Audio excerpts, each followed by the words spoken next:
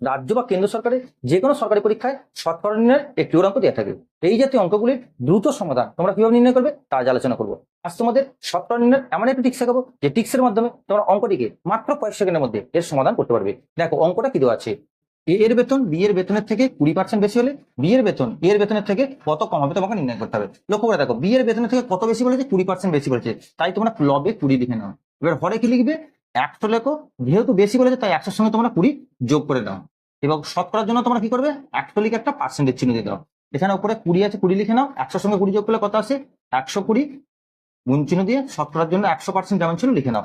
20 6 120। এবার এটা কাটাকাটি করো, 2 দিয়ে কাটলে 2 3 6, 2 50 100, তাহলে 50 কে 3 দিয়ে ভাগ করলে কত আসছে না 16 গুণ 2 এর 3 পার্সেন্টেজ, যেটা তোমার হচ্ছে অপশন বি এর মধ্যে। তাহলে এই অঙ্কটা তোমরা যদি বুঝতে পারো তাহলে এই অঙ্কের উত্তর কত হবে, তোমার উত্তর কমেন্ট বক্সে জানাও। ভিডিওটি ভালো লাগলে লাইক করো এবং এই জাতীয় নিত্য ভিডিও টিপস পেতে অবশ্যই চ্যানেলটিকে সাবস্ক্রাইব করো।